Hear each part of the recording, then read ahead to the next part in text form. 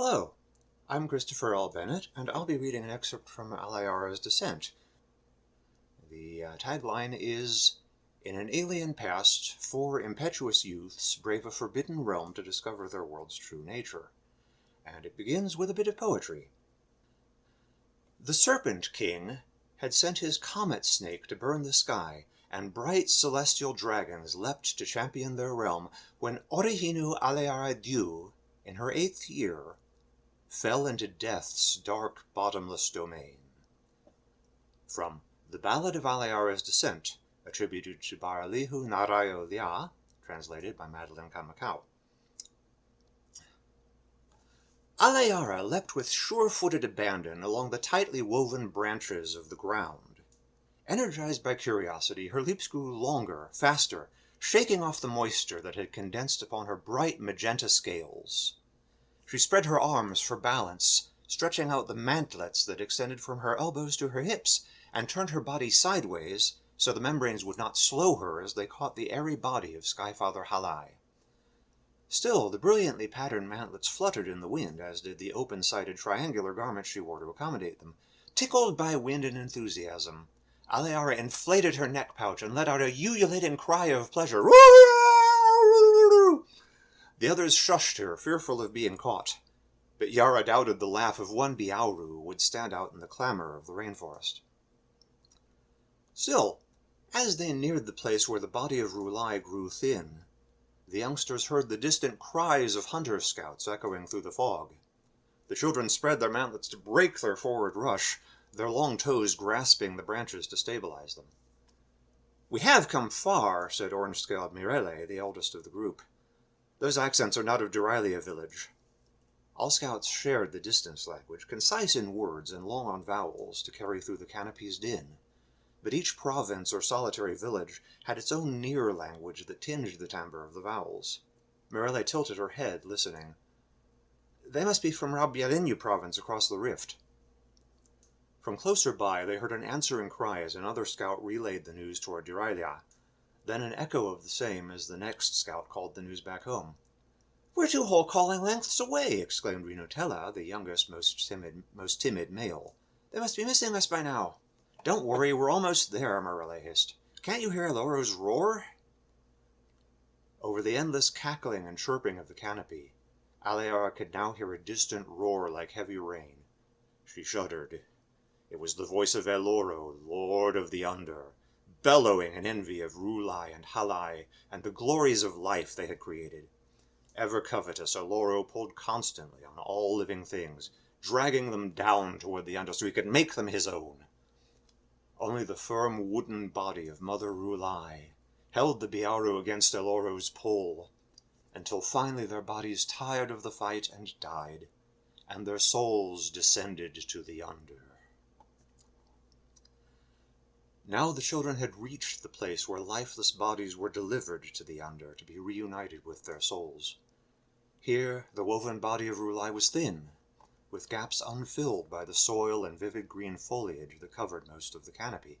Through the gaps, the children could see the dense infrastructure that supported the world, an intricate network of massive wooden buttresses and trusses all growing outward from the huge pillars that bore the canopy's weight, descending infinitely into the Under.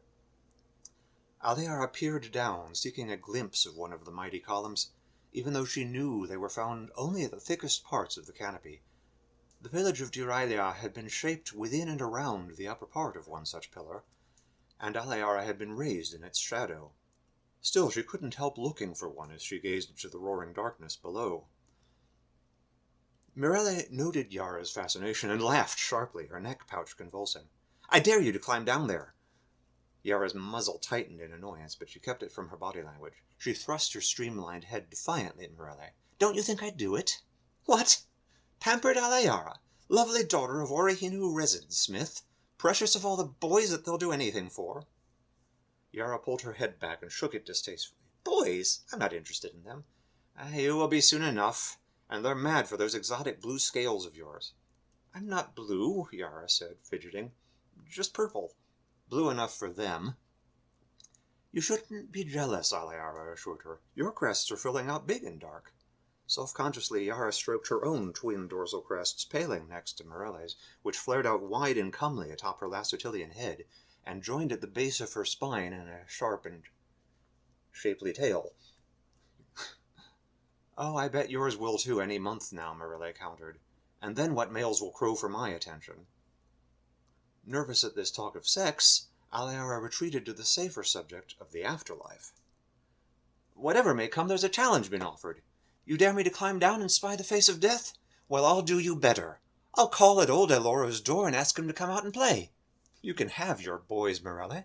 I prefer the gods for my dance partners."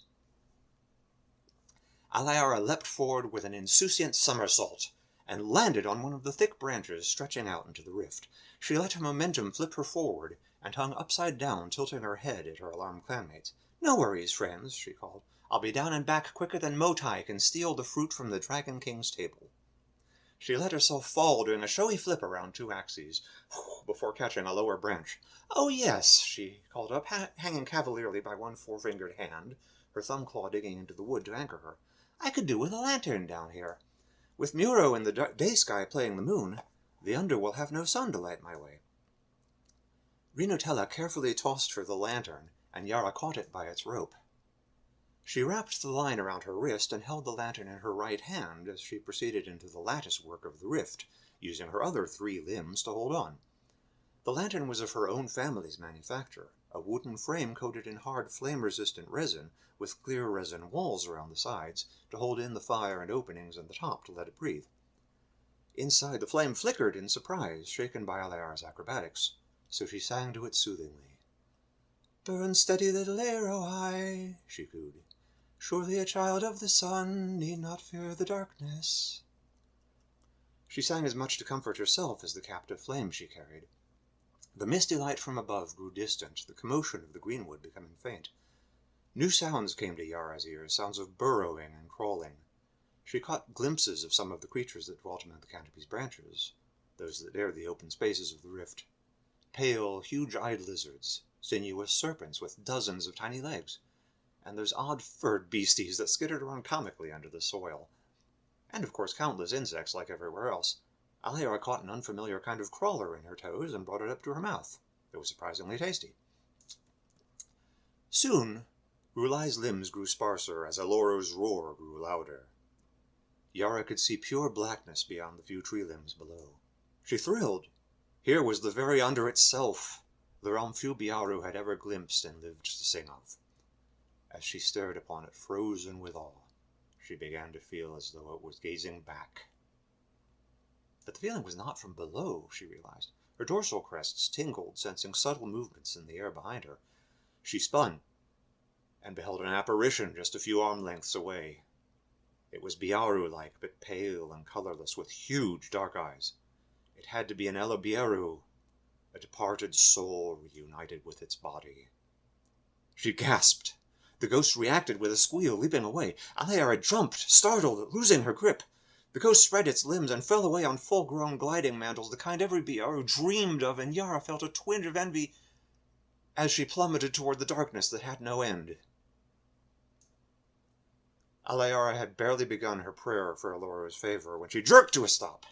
The lantern broke free of its tether, and she watched, absently frozen in shock, as it plummeted downward, and smashed against something solid and distant, no doubt a tree limb very far down.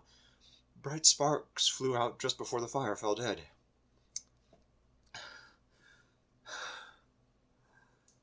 After long moments gazing at the darkness, Aleyara pulled her wits together and looked up. Wrapped tightly around a branch were the 3 front toes and the clawed hind toe of her own left foot. Her breakator's instincts had served her well, catching her on the last branch she could possibly have caught.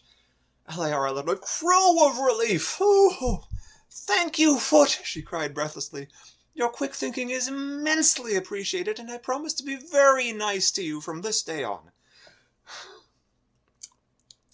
As Aleyara scrambled back toward the bright, living surface, damning Morelle for the dare and herself for taking it, her mind traveled back to what she had seen.